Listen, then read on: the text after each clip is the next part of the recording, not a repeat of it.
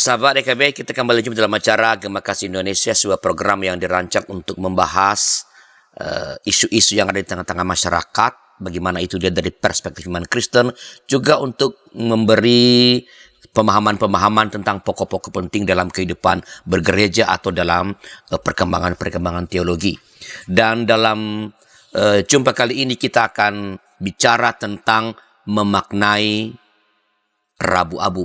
Saya Pendeta Arlianus sebagai pempercayaan kita, dan untuk membahas topik ini, topik Rabu Abu ini, telah datang di studio narasumber kita Bapak Pendeta Hizkia Anugrah Gunawan. Selamat jumpa Pak Hizkia. Selamat jumpa Pak Arlianus. Apa kabar nih? Baik.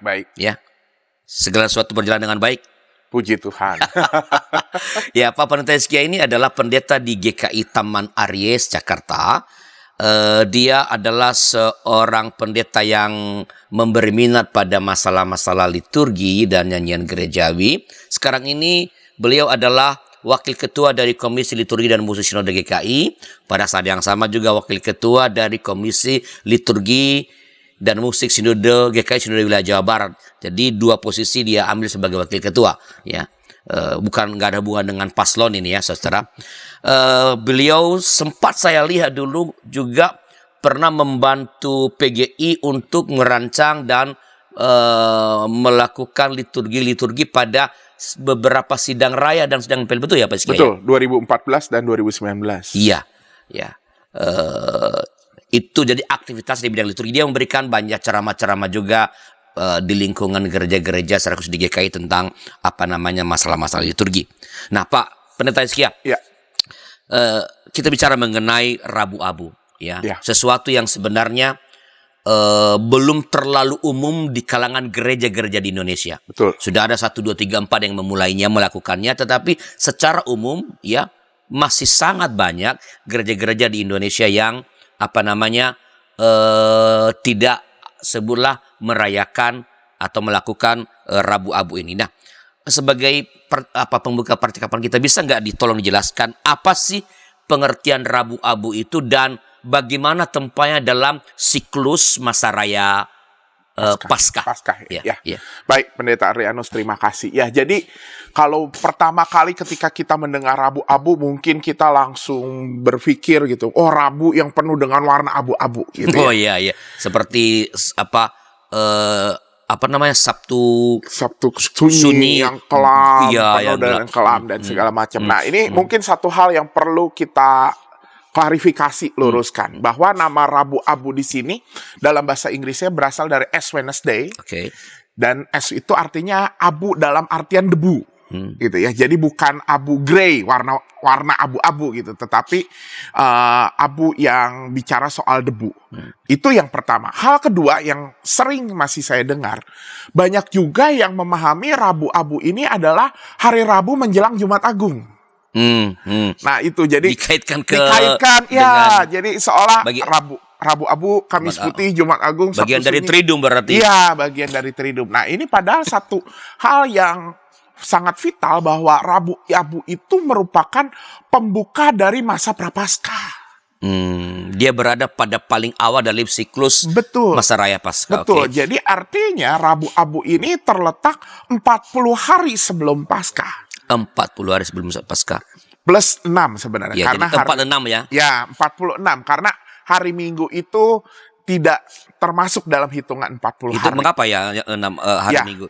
Jadi hari Minggu itu kenapa tidak masuk dalam bilangan 40 hari? Karena mau bagaimanapun hari Minggu itu sebenarnya masih diperingati sebagai bentuk Paskah kecil. Gitu ya. Artinya kalau Paskah yang kita rayakan nanti seperti tanggal 31 Maret di tahun ini, itu merupakan Paskah, kita memperingati kebangkitan Kristus. Tapi sebenarnya hari Minggu, seperti kenapa kita ibadah di hari Minggu, itu karena kita juga merayakan iman kebangkitan Kristus. Dan nggak boleh ada puasa di... Iya, betul gitu. Jadi memang ketika bicara soal Prapaskah, biasanya puasa itu nggak ada di hari Minggu, karena di situ kita tetap merayakan kebangkitan Kristus. Okay. Yeah. Jadi sekali lagi, Rabu Abu adalah pengawal ya yang mengawali seluruh rentetan masa raya Paskah. Jadi kalau orang merayakan liturgi masa raya Paskah mestinya mau tidak mau mulai dengan Rabu Rabu Abu. Abu. Ya. Apakah kalau Rabu Abu tidak ada misalnya, lalu ada yang hilang dalam rangkaian atau siklus masa raya Paskah itu, Pak? Artiannya sebenarnya karena yang namanya seperti pintu masuk gitu ya, masuk dalam masa Prapaskah, jadi sebenarnya ada sesuatu yang hilang. Nah, mungkin persoalannya adalah banyak di antara kita yang nggak memahami apa sebenarnya yang hilang itu, gitu ya. Sehingga kemudian merasa ya udah kita rayakan langsung aja di hari Minggunya, di Minggu Prapaskah pertama. Padahal secara hitungan aja pasti hari ke-40 sebelum masa raya Paskah itu pasti jatuh di hari Rabu. Nah, oleh karena itu memang yang menarik adalah apa yang sebenarnya terjadi di Rabu Abu ini. Apakah cuman sekadar mungkin orang mengatakan ini ngolesin abu gitu ya. Itu yang pandangan populer yang itu. Apa sebenarnya makna dari Rabu Abu ini? Dan ini menarik, Nah, Pak Arliana. Kalau kan ini kan ada tadi kan Pak Pendeta Iskia mengatakan 40 hari ya. Itu kan jadi apa namanya itu dari mana asal muasalnya 40 hari, yang sekarang orang memaknai 40 hari puasa. Itu dari mana asal muasalnya ini? Itu yang menarik tadi. Jadi sebenarnya dalam sejarah gereja, hari Paskah itu bukan hanya dirayakan sekadar memperingati kebangkitan Kristus. Karena kebangkitan Kristus kan memberikan hidup baru. Tetapi bergereja mula-mula menggunakan momentum itu juga untuk melakukan baptisan. Bagi para calon baptisan gitu ya. Jadi di hari raya Paskah itu dilaksanakan baptisan gitu ya. Dilaksanakan baptisan setelah mengikuti katekisasi tentu. Dan bahkan kalau melihat catatan-catatan sejarah, katekisasi dulu tuh bisa berlangsung sampai 3 tahun. Nah, menjelang hari Paskah gitu ya. Oleh karena itu istilahnya para calon baptisan ini kemudian masuk dalam masa persiapan yang lebih intensif. Dan kemudian masa persiapan itulah yang digunakan ya sepanjang 40 hari dari sebelum masa Paskah. Dan dari situlah sebenarnya muncul tradisi masa Prapaskah. Nah, ini menarik karena seingat saya, kayaknya waktu saya masih kecil saya ingat gitu ya. Dulu khususnya di GKI kita menyebutnya Minggu Sengsara. Minggu Sengsara 1, Minggu Sengsara 2. Panjang sekali Minggu Sengsaranya. Gitu. Bahkan sampai 7 dulu gitu ya. Nah, tapi kemudian sebenarnya kita kemudian ubah istilahnya. Itu bukan sekadar karena ikut-ikutan. Tetapi kemudian menyadari bahwa memang ini bukan bicara soal sengsara, kesengsaraan Kristus. Tapi ini bicara soal masa persiapan menuju Paskah. Karena ada soal itu gitu ya, soal baptisan tadi gitu ya. Nah, oleh karena itu 40 hari. Nah, mungkin juga jadi pertanyaan kenapa 40 hari gitu ya. Dan mungkin sobat kita sendiri sering melihat di dalam Alkitab, sering membaca di dalam Alkitab, 40 ini, angka 40 ini cukup sering ya digunakan. 40 tahun. 40 tahun Eksodus, keluaran dari Mesir ke Tanah Perjanjian, 40 hari Yesus dicobai di padang gurun gitu ya. Jadi memang kemudian angka 40 ini dimaknai sebagai makna persiapan gitu ya. Toh sebenarnya waktu masa Eksodus pun itu persiapan Israel masuk Tanah Perjanjian. Yesus pun 40 hari masa persiapan dia untuk memulai karyanya gitu ya. Dan sama seperti makna yang ada di 40 hari itu, makna persiapan itu juga istilahnya adalah bagaimana Yesus dalam masa 40 hari itu pun menyiapkan dirinya supaya apa yang dilakukan memang mencerminkan karya-karya sikap-sikap ilahinya gitu ya. Bukan sikap-sikap kemanusiaan. Nah, itulah sebabnya kenapa di masa Prapaskah kemudian sering diwujudkan dalam bentuk disiplin Prapaskah. Gitu ya. Apa itu? Apa kontennya? Jadi disiplin Prapaskah ini mungkin kita sering mendengarnya, apa yang dilakukan dalam disiplin Prapaskah? Berpuasa, berdoa, bersekutu, bahkan ada juga berderma, bersedekah gitu ya. Dan kadang banyak yang kemudian memahami, oh iya di masa Prapaskah ini saatnya kita tidak melakukan sesuatu. Misalnya kita suka, kalau saya pantang gitu ya. Kalau misalnya kayak saya suka makan ayam fried chicken gitu ya. Wah, berpantang nggak makan ayam fried chicken gitu ya. Atau yang biasa hobinya misalnya ngapain, tidak melakukan hobi itu. Pantang bermedsos. Pantang bermedsos atau pantang menggunakan plastik. Sekarang ketika bicara juga soal gaya hidup peduli pada lingkungan. Nah, tapi kemudian memang pantang ini adalah salah satu metode. Tapi sebenarnya jangan sampai kita kemudian keliru memahami bahwa masa prapaskah adalah masa kita mengurangi atau menanggalkan. Karena sebetulnya sama seperti masa persiapan tadi, pemaknaan di dalam Alkitab. Justru masa persiapan ini adalah masa di mana kita harusnya menambahkan sikap-sikap atau gaya-gaya hidup Kristiani, hidup sesuai dengan kehendak Allah, hidup sesuai dengan kehendak Kristus di dalam kehidupan kita. Termasuk juga memenuhi diri di masa prapaskah ini dengan hidup dalam kehendak Allah, hidup dalam janji Tuhan, menambahkan diri dengan pengetahuan-pengetahuan akan iman Kristen tentunya. Ya, jadi pada awalnya setelah Rabu Abu ini ada 40 hari masa prapaskah, itu awalnya itu adalah sebenarnya persiapan khusus bagi para calon baptis. Kemudian diperluas, itu semua orang percaya juga, karena mungkin diajak untuk apa? Diajak mengingat janji baptis mereka. Betul. Jadi memang kemudian setelah itu terjadi gitu ya, toh sebenarnya bukan hanya calon baptisan kemudian yang mengikuti, tapi umat pun yang udah dibaptis mengikuti dalam ibadah itu. Dan bagi orang-orang yang telah dibaptis, ini menjadi sebuah persiapan juga untuk mengingat kembali, menyegarkan kembali janji baptisan di hari Paskah, bahwa janji baptisan itu bukan sekadar ketika kita dulu ingat momen baptisan, tetapi apa sih janji baptisan kita? Yang percaya pada kebangkitan Kristus yang bangkit, Allah yang telah menyelamatkan kita. Dan itu kita lakukan dengan mempertinggi frekuensi bersekutu, berdoa, berpuasa tadi. Oke. Dan ada satu hal penting tadi, sahabat DKB, yang dikatakan oleh Pak Pendeta Hizkia, bahwa bukan hanya berpantang, ya itu pantangan berarti kan mengurangi, tapi juga menambahkan sesuatu dalam hidup ini yang mengekspresikan nilai ketaatan kita kepada kehendak dan janji Allah. Nah, ada yang mengatakan bahwa tadi kan Rabu Abu itu adalah dimulai dengan undangan kepada para calon baptis untuk mempersiapkan diri, begitu bisa sedikit dijelaskan? Jadi artinya dengan kita memaknai prapaskah seperti itu, maka Rabu Abu hari pertama di masa prapaskah itu menjadi sebuah, sebagaimana hari pertama itu kayak menyiapkan pengantar dulu menyiapkan sebuah, itu menggelorakan sebuah undangan, menyatakan sebuah undangan untuk calon baptisan termasuk umat.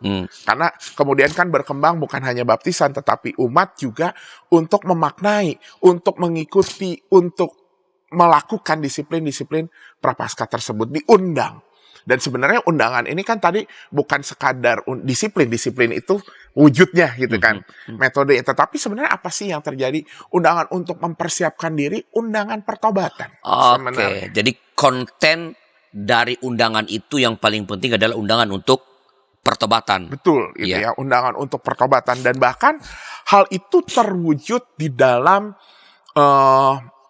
leksionari yang ada gitu ya. Jadi bicara soal apa yang terjadi di Rabu Abu, sebenarnya makanya kenapa ini penting sebagai hari pertama, karena dengan memaknai Rabu Abu kita akhirnya tahu apa sebenarnya yang harus dilakukan di prapaskah, yaitu sebuah undangan pertobatan.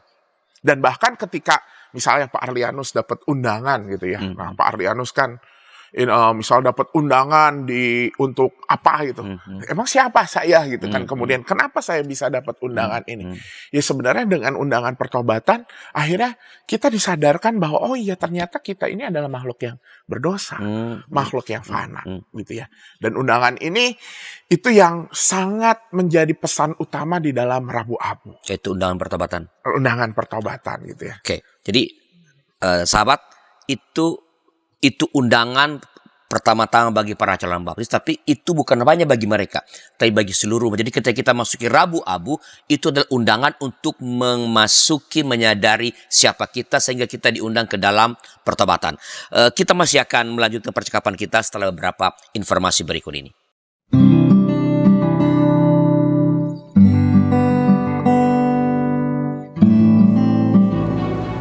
Hi folks, this is Daily Spirit for Youth, a daily devotional that helps you grow closer to God and apply His Word to your life.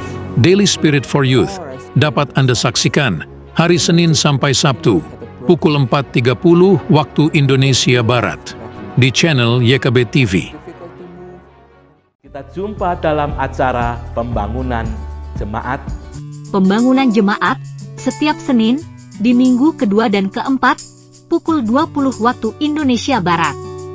Dapat Anda nikmati di channel YKB TV. Dari kungkungan malam gelap, nyanyikanlah nyanyian baru setiap hari Rabu pukul 12 waktu Indonesia Barat. Dapat Anda nikmati di channel Lagu Rohani YKB TV.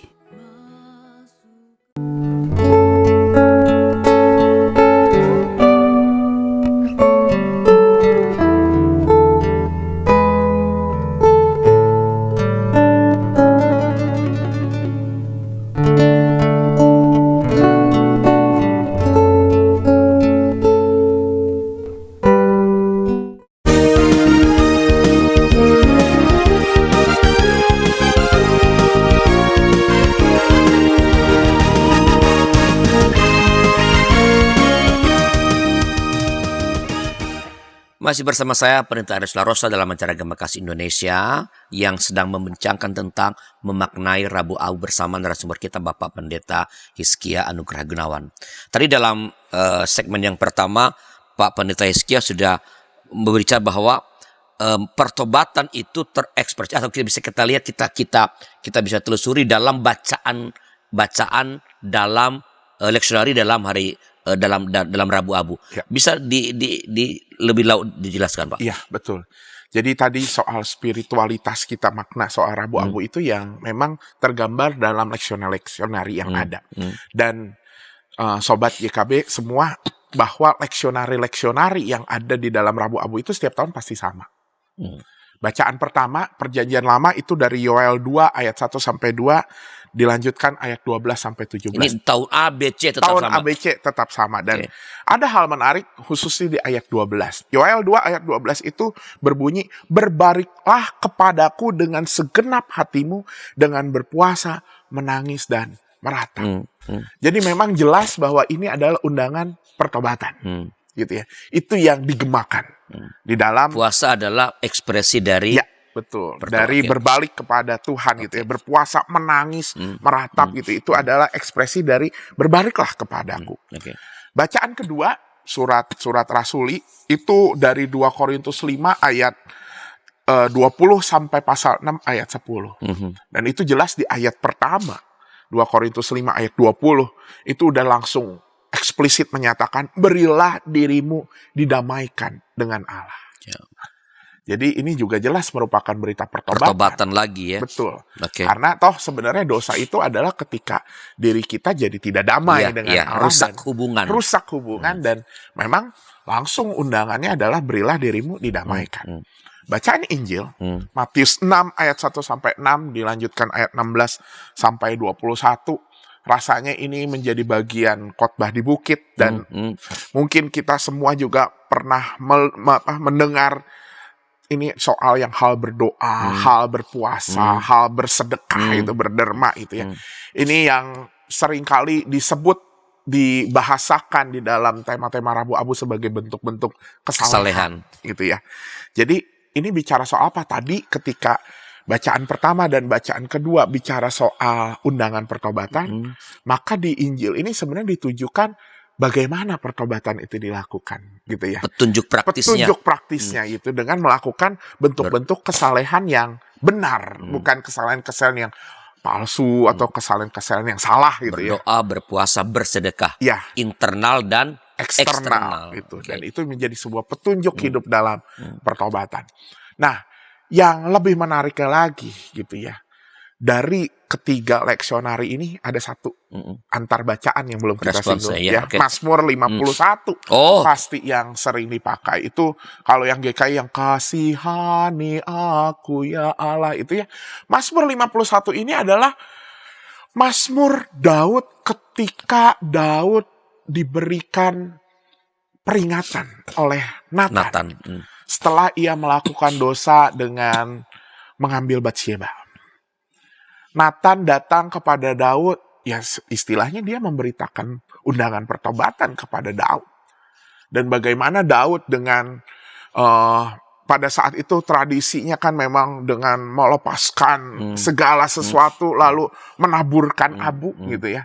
Dan itu lalu Daud berkata, kasihanilah aku ya Allah menurut kasih setiamu. Ini bukan sekadar ada sebuah undangan pertobatan, tetapi juga ada sebuah pengakuan, iya Tuhan. Saya betul-betul fana. Saya adalah manusia. Debu. Saya debu. Dan itu seperti, jadi leksionari yang ada di Rabu Abu ini benar-benar menjadi sebuah petunjuk, menjadi sebuah peringatan bagi kita. Ada undangan pertobatan, ada sebuah bagaimana mewujudkannya secara praktis, dan juga ada sebuah contoh bagaimana kita meneladani seperti Daud yang kemudian menyatakan kefanaannya ketika kita mendengar berita pertobatan itu. Ya, jadi Rabu Abu itu seruan pertobatan, lalu responsnya ada petunjuknya tadi berdoa, berpuasa, bersedekah, lalu dalam prosesnya kita diajak menyadari kefanaan kita, kerapuhan kita sebagai manusia. Ya, menarik sekali ya. Jadi sangat dalam sebenarnya pesan yang ada yang perlu kita hayati ketika kita sebutlah merayakan atau memulai seluruh siklus Paskah dengan Rabu Abu. Nah, apa yang dilakukan dalam liturgi Rabu Abu ini, Pak Pendeta? Ya, nah oleh karena itu liturgi Rabu Abu, nah mungkin satu hal Pak Arliano, saya ingin men-sharingkan sebenarnya liturgi itu bukan sekadar tata cara ya, gitu. Tetapi liturgi itu sebenarnya sesuatu yang memang dibentuk, dirancang supaya memang nilai-nilai tersebut bisa diragakan gitu ya, bisa terinternalisasi, dan sebagai manusia tentu dengan beragam indrawi itu akan jauh lebih terhayati gitu. Membuat narasi itu bisa diperagakan gitu. Dan itu adalah bentuknya adalah formasi untuk spiritualitas dalam keseharian. Jadi itu sebenarnya fungsi liturgi. Oleh karena itu, karena maksudnya di situ, tentu kita akan menemukan mungkin bentuk liturgi yang agak berbeda ya di Rabu Abu itu. Mungkin ini khususnya kalau di GKI biasa ada pengakuan dosa sebelum pewartaan firman. Itu terbalik pada liturgi Minggu. Di Rabu Abu itu, di liturgi Rabu Abu itu biasanya adalah pasti pada umumnya pewartaan firman dulu baru pengakuan dosa. Kenapa? Karena pewartaan firman tadi dengan leksionari itu ada undangan untuk pertobatan, untuk kemudian masuk dalam sebuah pengakuan dosa. Jadi ibaratnya itu adalah sebuah narasi mengantar kita untuk melakukan pengakuan dosa. Gitu. Itu tentu hal yang menarik. Hal yang kedua, pengakuan dosa ini pun diikuti dengan sebuah pernyataan seperti Daud tadi. Gitu. Ada sebuah pernyataan bahwa saya fana. Saya ini rapuh gitu ya. Saya ini ya mengingat sebenarnya hakikat keberadaan manusia. Bahwa kita ini mungkin semulia-mulia manusia karena diciptakan menurut gambar dan rupa Allah. Mazmur 8 ya. Ya. Tapi tetap di dalam Kejadian 2 kan kita diciptakan dari debu dan tanah. Itu yang harus terus diingat. Oleh karena itu kemudian untuk mengingat soal hakikat ini, kefanaan ini, bagian pengakuan dosa dalam liturgi Abu biasanya diakhiri dengan sebuah ritus pengolesan abu. Ya, kita memakai nama pengolesan ya. Ya, betul. Ya, banyak dipakai menorehkan. Kenapa sih kita lebih pakai pengolesan daripada menorehkan? Ya, saya juga baru tahu belakangan ya Pak Arlianus waktu bikin liturgi Rabu Abu untuk 2024 ini, kemudian di salah satu tim, kenapa kita pakai menorehkan? Karena ternyata menorehkan itu gitu ya, di dalam KBBI itu melukai gitu ya. Jadi Iya, krek gitu ya. Jadi artinya mungkin sebenarnya lebih ke arah mengoleskan. Untuk saat ini kita pakai mengoleskan gitu. Dan ya jadi memang yang seperti dilakukan di Rabu Abu biasanya dioleskan di dahi gitu ya. Bentuk salib seperti itu dari abu yang ada. Jadi artinya dengan seruan pertobatan tadi ya, lalu dengan dia respon dengan pengolesan abu dengan tanda salib ya, Nah. itu itu mau mengingatkan kita pada hakikat kita sebagai manusia yang dari debu, ya. Ya, betul. Itu kayaknya itu yang diucapkan ketika mengolesi ya. Betul. Jadi biasa yang diucapkan ketika mengolesi adalah kamu adalah dari debu dan akan kembali menjadi debu. Itu sebenarnya peringatan yang di itu. Atau ada juga kata-kata yang dipakai adalah berbaliklah kepada Tuhan dan bertobatlah gitu ya. Sama seperti kata yang dipakai di bacaan pertama tadi yang dari Yoel itu kan. Dan biasanya juga ketika pengolesan abu ini diiringi dengan nyanyian yang memang mengingatkan manusia pada hakikat manusia yang adalah dari debu tanah. Oleh karena itu biasanya lagu yang dinyanyikan itu yang ada di Kidung Keesaan itu nomor 72 kalau nggak salah, yang hanya debulah aku itu ya. Itu lagu itu terus diperdendangkan ketika pengolesan. Terus mungkin juga ada lagu-lagu yang nuansanya pertobatan gitu ya. Tahun lalu di GKI Sinwil Jabar kita memakai lagu yang berbaliklah kepada Tuhan gitu. Intinya adalah Mengajak momen orang. ini mengajak orang untuk mengakui kita adalah fana, mengakui kita adalah bertobat. Nah, karena itu memang kemudian sebenarnya simbol pengolesan abu ini juga bukan sesuatu yang wah ini kayak jimat atau apa gitu ya. Dan apalagi di dalam tradisi kita ini bukan sakramen. Gitu ya. Ini bukan sesuatu yang ini sebenarnya sebagai sebuah peringatan, cara secara ragawi untuk kita mengingatkan kefanaan. Dan ada yang menarik juga Pak Arlianus. Kenapa kemudian dioleskannya di dahi? Karena ada yang nanya boleh nggak di tangan dan segala macam. Memang pada umumnya di dahi, kenapa? Karena di dahi itu mengingatkan kita ini kepala gitu ya. Dan istilahnya otak kita Yang mengatur keseluruhan. kalau tubuh otaknya kita. beres, segalanya beres. Betul. Dan itu adalah kemudian diperingatkan, artinya apa? Biarlah otak kita yang mengatur segala sesuatu kita itu tetap terarah pada Tuhan. Nah, tadi kan Pak Pendeta mengatakan ini bukan sakramen. Ya. Itu bisakah itu berarti bahwa yang mengolesi abu itu tidak mesti pendeta, begitu? Betul gitu. Nggak mesti pendeta gitu ya. Jadi siapa saja boleh. Siapa saja Kalau boleh. sendiri, Nah, ini ada hal yang menarik gitu ya. Karena sebenarnya beberapa waktu lalu ketika kita masih ada di zaman pandemi yang menyeramkan, kita kemudian sempat di GKI khususnya mengeluarkan ya mau nggak mau kita kan nggak boleh saling bersentuhan gitu ya pada saat itu. Oleh karena itu boleh sendiri. Meskipun sebenarnya pada umumnya memang lebih baik kita saling mengoleskan. Kenapa? Karena sebenarnya supaya ada sebuah momen bahwa kita saling mengingatkan satu sama lain. Dan ini juga merupakan bagian persekutuan. Gitu kan. Ketika tadi undangan Prapaskah itu adalah untuk kita bersekutu, ya salah satunya dengan ini. Ketika kita saling mengingat, ketika kita saling menegur satu sama lain, mengingatkan satu sama lain gitu. Itu jauh lebih baik. Bukan berarti kalau mengoleskan sendiri nggak baik juga, nggak boleh juga. Tetapi ada juga umat yang merasa kami lebih afdol kalau yang mengolesi itu adalah pendeta. Ya gitu ya. Jadi ya itu mungkin ini ya perasaan psikologis gitu. In prinsip sebenarnya siapapun boleh mengolesi. Ya. Kalau saling mengolesi itu jauh lebih memberi makna pada persekutuan. Betul. Tapi kalau lebih enak diolesi pendeta, ya silakan. Kita tidak bisa ini juga ya, karena ya kadang-kadang setiap kita juga punya pengalaman yang berbeda. Tapi prinsipnya sebenarnya itu adalah bisa dioleskan. Jadi silakan aja gitu ya Pak. Saya ingin, ini kan kita udah ngolesin ya. Tapi kita belum bicara mengenai materi ini. Iya. Kalau kita mengolesi itu abunya itu apakah abu yang khusus, abu sembarangan, ya, atau abu yang dipersiapkan, abu yang harus didoakan? Kan begitu. Iya, Nah, iya. ini akan kita bicarakan setelah beberapa pesan-pesan berikut ini.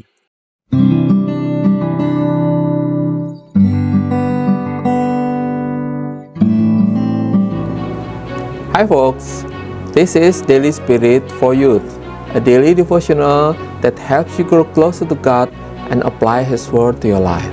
Daily Spirit for Youth dapat Anda saksikan hari Senin sampai Sabtu pukul 4.30 waktu Indonesia Barat di channel YKB TV. Kita jumpa dalam acara Pembangunan Jemaat. Pembangunan Jemaat setiap Senin di minggu kedua dan keempat pukul 20 waktu Indonesia Barat. Dapat Anda nikmati di channel YKB TV. Dari kungkungan malam gelap. Nyanyikanlah nyanyian baru setiap hari Rabu pukul 12 waktu Indonesia Barat. Dapat Anda nikmati di channel Lagu Rohani YKB TV.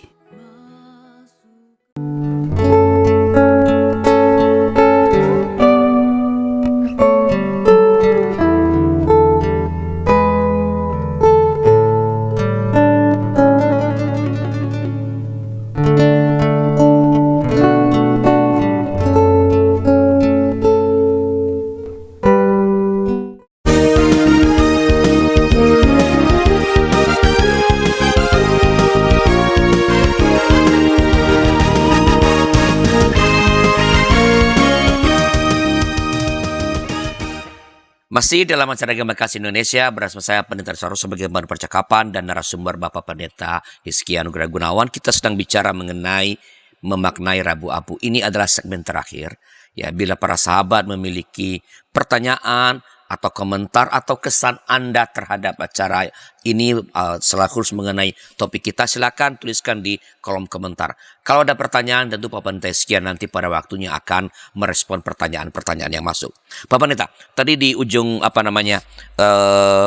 segmen kedua saya bertanya mengenai dari mana Abu. Ya. Sebelum ke sana Pak Pendeta, kan tadi di segmen 1 Pak Pendeta mengatakan bahwa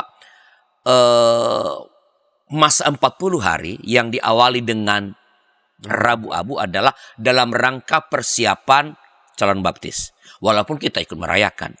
Nah, ketika sebagian gereja-gereja sekarang ini tidak lagi atau banyak yang tidak menyelenggarakan baptis pada Paskah, apakah itu ada dua kemungkinan?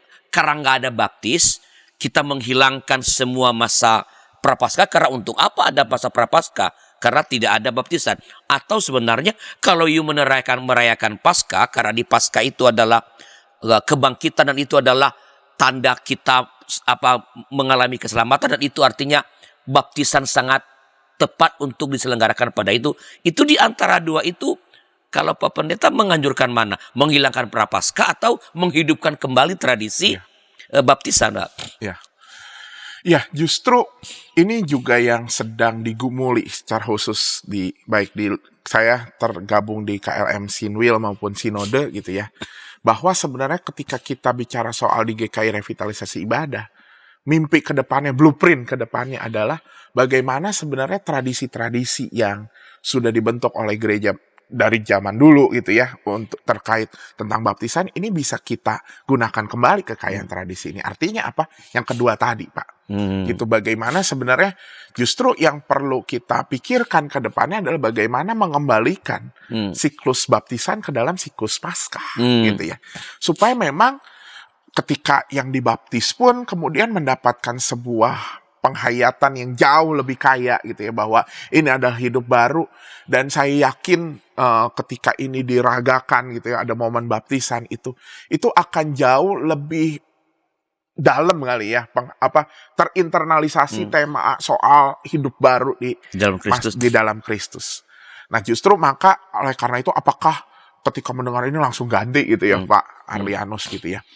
Ya tentu artinya ketika kita belum merayakan baptisan di Paskah, bukan berarti kita juga harus meninggalkan Prapaskah ini. Biarlah ini menjadi sebuah proses untuk kita kemudian kembali ke dalam kekayaan tradisi tersebut gitu. Karena ya sepengetahuan saya kalau dalam hidup berjemaat ya. Kadang memang urusan soal baptisan ini kalau Ada di ruwet, gereja ya agak ruwet karena ngomongin katekisasinya kapan, program kerjanya gimana gitu. Dan juga akhirnya memang sudah ada seolah keterpisahan antara pelaksanaan sakramen dengan tahun liturgi. Padahal ini awal mulanya adalah sesuatu yang saling mendukung satu sama lain. Jadi memang ya ini menjadi PR kita bersama ya untuk. Ya, tapi artinya sebenarnya Pak Pendeta mau mengatakan bahwa kita sebenarnya harus mengarahkan hati gerak kita pada bagaimana baptisan itu atau baptisan pada Minggu Paskah itu dihidupkan kembali. Betul. Karena itu memang karena sakramen dengan liturgi itu saling terkait, dan kedua ya tadi dengan pada hari raya Paskah ketika Yesus bangkit itu memang ketika baptis dilayankan bagi mereka yang menerima itu ada rasa tertentu gitu. Kan bertobat, menyerahkan hidup baru dalam Kristus karena Yesus sudah oleh Pak Pendeta. Kita kembali kepada pertanyaan saya yang tadi. Ini abu. Itu dari mana? Boleh saya ngambil aja abu di mana? Iya. Atau abu gosok gitu ya. Abu gosok atau mesti abu yang dikuduskan begitu. Iya. Jadi nah ini terkait sama juga dengan, jadi ada beberapa gereja misalnya seperti tradisi di Katolik gitu ya. Abu ini berasal dari mana? Abu ini sebenarnya berasal dari daun palem yang digunakan di Minggu Palmarum tahun sebelumnya. Gitu ya. Dan bagaimana daun palem itu kemudian kan dibawa ke rumah masing-masing gitu ya untuk kemudian ditaruh di salib atau di mana gitu ya. Biasanya di salib pada umumnya. Dan biasanya seminggu sebelum Rabu Abu palem itu dikumpulkan untuk dijadikan abu. Nah ini ada hal menarik juga.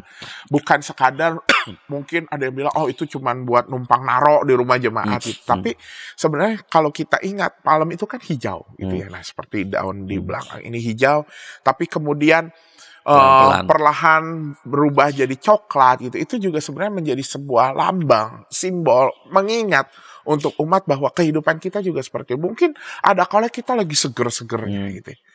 Tapi karena hakikat kita adalah kefanaan tadi. Pada akhirnya kehidupan itu juga akan berubah menjadi sebuah. Jadi ketika itu daun palem pada Minggu Palmarum tahun lalu itu kita taruh di rumah, itu sebenarnya pengingat juga bagi kita bahwa kita ini fana. Betul. Menuju pada warna coklat itu. Iya. Gitu. Menuju pada debu. Pada debu itu. Nah, menarik. Gitu. Jadi itu menjadi sebuah nilai spiritual tersendiri gitu ya ketika mengingat itu. Dan kemudian abu. Nah, jadi abu itu berasal dari situ ya. Habis itu diproses. Biasanya diprosesnya ada yang dibakar. Terus kan ketemu abunya atau kadang kalau dibakar juga jadi hilang. Ada yang menyebutnya pertama ditumbuk dulu lalu disangrai gitu ya. Dan itu akan menjadi abu yang dipakai. Dan biasanya ketika abu dipakai, abu mungkin ditambahin minyak, kayak mungkin minyak. Bukan buat digoreng ya. Bukan buat digoreng gitu ya. Nah, tapi supaya dia tidak terbang-terbang ya. Dan bisa nempel ya. Betul, bisa nempel gitu. Dan kapan harus melakukannya yaitu benar teknis sih gitu, nggak ada waktu tertentu gitu ya. Kalau misalnya Bapak Ibu sobat melakukan dikasih minyaknya seminggu sebelumnya udah kering lagi Pak. Jadi pas Rabu Abu harus gitu dekat pada eventnya. Dekat pada eventnya gitu. Nah, tapi gimana kalau yang nggak punya tradisi untuk Minggu Palmarum gitu ya, untuk menaruh karena beberapa ya udah daun palem ketika Minggu Palmarum udah selesai gitu. Ditinggal di gereja. Gitu. Maka abu itu juga bisa berasal dari dari daun. Dari daun-daun kering gitu ya. Daun apa aja ya? Daun apa aja gitu. Karena sebenarnya intinya adalah bahwa ini sebenarnya mau mengingatkan ini dari kehidupan yang tadinya itu gitu ya, kefanaan itu gitu, ingin menandakan itu dari daun-daun kering. Atau saya sempat membaca dari tulisan dari Pendeta Rashid Rahman gitu ya. Karena waktu masa pandemi khususnya kan kita masing-masing harus bikin abu sendiri. Pendeta Rashid saat itu menganjurkan bisa juga dari jelanga ya. Yang di balik pantat panci itu gitu ya, itu abu. Ini juga ada pemaknaannya. Kenapa dari situ? Karena abu yang berasal dari situ itu kan dari api. Dan api ini dalam tahun liturgi kekristenan itu menjadi simbol Pentakosta. Tapi itu bukan abu loh Pak. Itu abu bener. Abu kan hasil kayu dibakar itu abu. Iya. Nah ini kan salah satu Apa namanya tuh? Jelanga ya? Jelanga ya. Ya jelanga itu bukan belanga ya kalau. Belanga itu itunya. Belanga ini.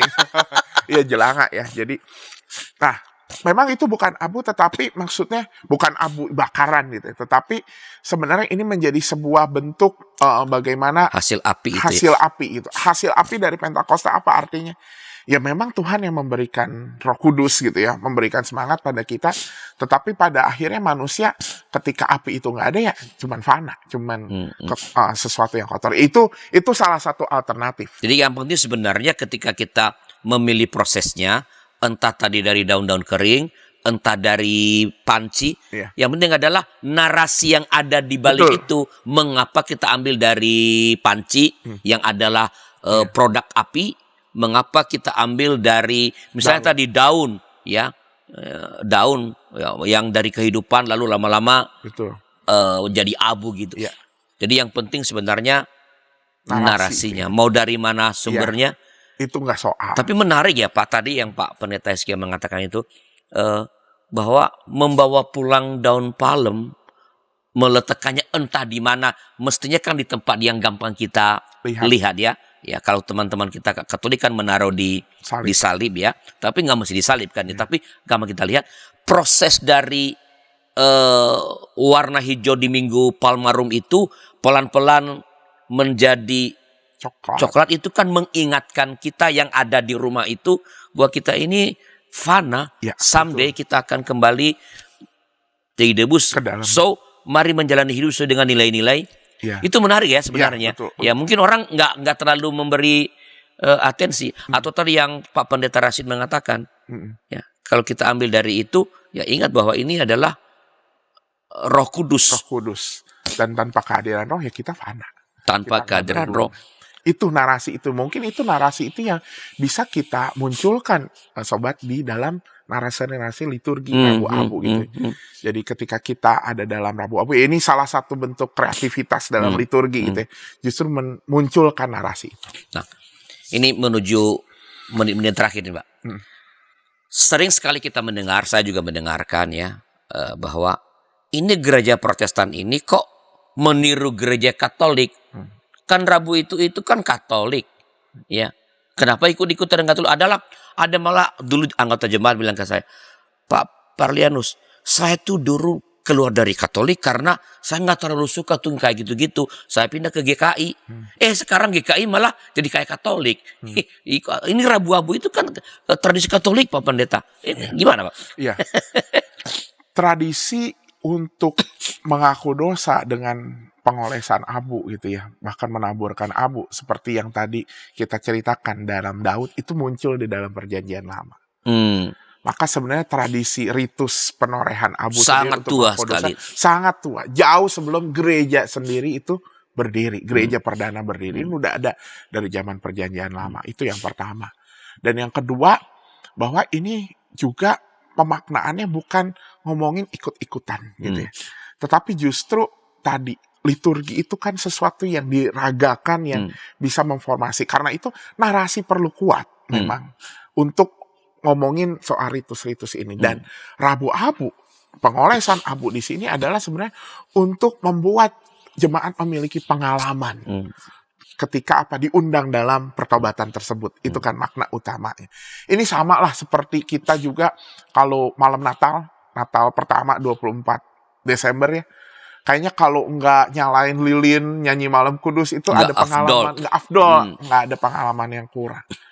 Dan itu ritus gitu ya, itu sebuah ritus yang sebenarnya udah terjadi di Natal. Dan Rabu Abu itu sebenarnya sama dengan ritus itu. Jadi walaupun ini bukan sakramen, walaupun apa, ini baik untuk dijalankan karena ini membangkitkan pengalaman umat yang berliturgi, yang beribadah. Penorehan abu adalah tradisi yang sangat tua mulai dari Perjanjian Lama.